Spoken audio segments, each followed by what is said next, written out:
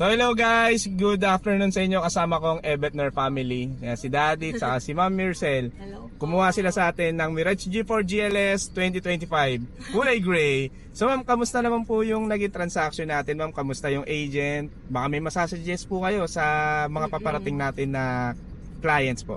Actually, super okay ni Sir John. At saka, lahat ng question sinasagot niya talaga. Kahit ano yan, sinasagot niya. Tapos, super smooth ng transaction. Kahit, ano na to, 2 weeks ata yan po, no? Pero ang bilis, promise. Kung ako kayo kukuha, kay Sir John kayo. Ayun. So guys, narinig nyo naman. Actually, 2025 na yung nakuha na unit ni ma'am. So, inantay talaga niya. Talagang gray yung gusto niya.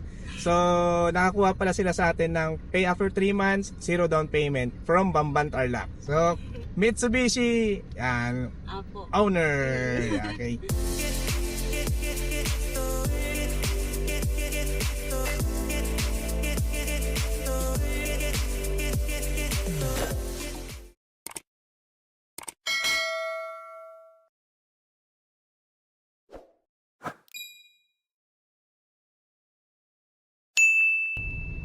Hello guys, good morning. So papunta tayo ngayon sa bus station. Susunduin natin sila Ma'am Mircel, yung client natin na taga Bamban Tarlac.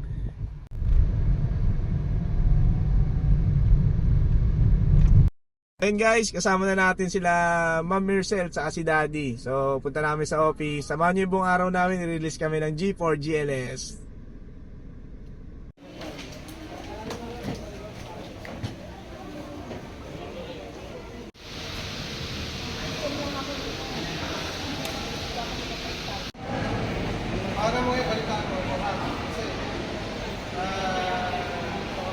Sige nga balik ko sa inyo.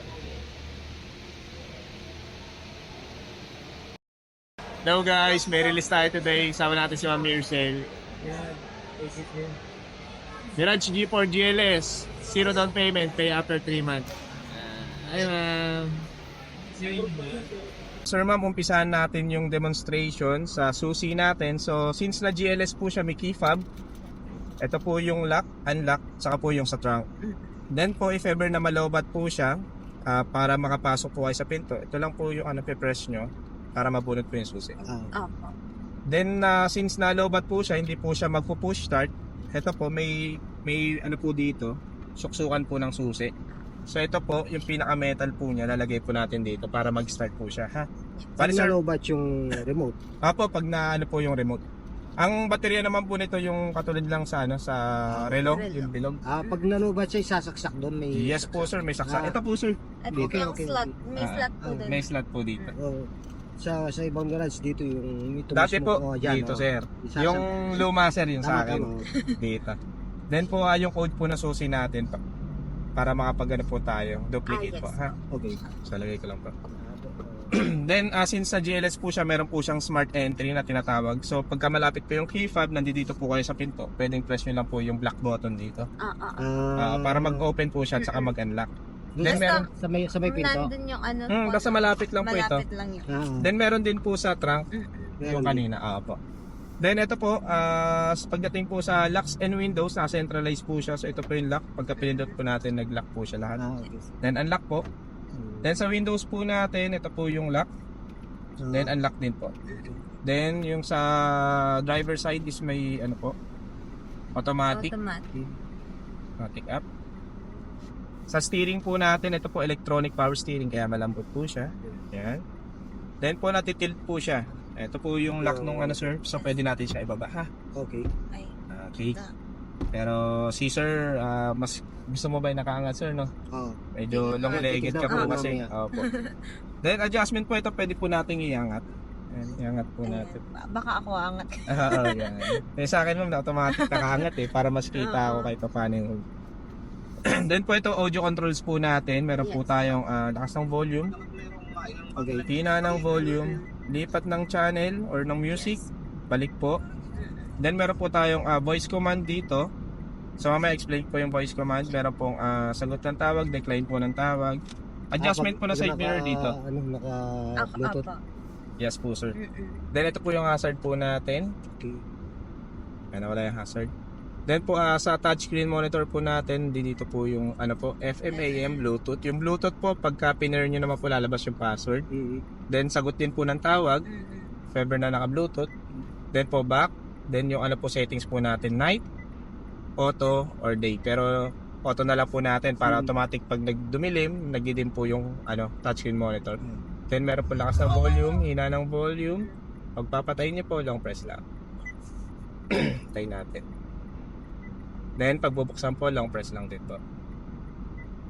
So dito po yung ano po natin, temperature. So yan, naka 18 po siya, kaya medyo malamig, hinaan natin konti. So blower.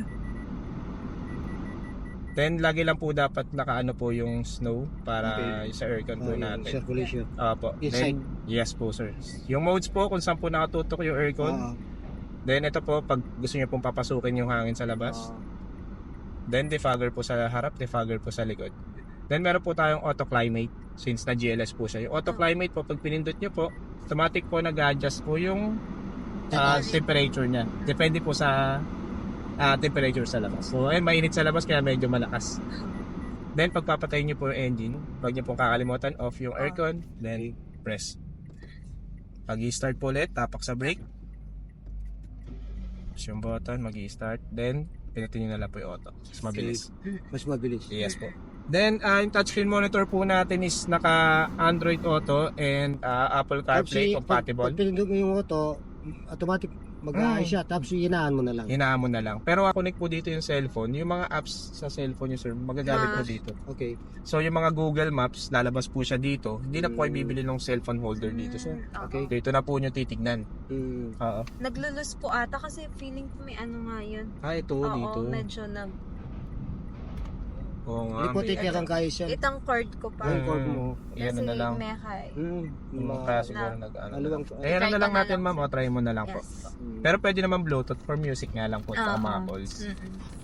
Pag sa Bluetooth. Opo. May ano din kasi sir, ito yung voice command. So pagka pinindot mo to, kagandahan pag naka-connect. So pagka nilong press mo to, may magbi-beep sound. Kasabi ka lang ng destination, automatic lalabas na po siya dito, magra-route na po. Merong ano siya, merong navigator din. Ako kahit meron na hindi siya. na nakalagay yung... I-try ko na lang. Yan Pag yun na lang nakalagay po. yung cellphone. Basta naka ano po dito sa ano, Nakakonect sa pa card. doon. The same time nagcha-charge siya din po siya. So, ito sir, yung ano po, ma'am, ito, excuse lang. Ay, Yung mga ano po natin, owner's manual po. Pero basic na kay sir yan, basic na sa Oo. inyo.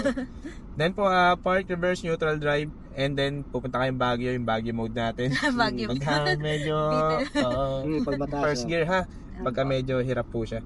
So dito sir, may tanong pa po kayo ma'am, baka may question pa kayo dito. So ito sir, makikita nyo po dito ha, pag may nakabukas sa pinto. Okay.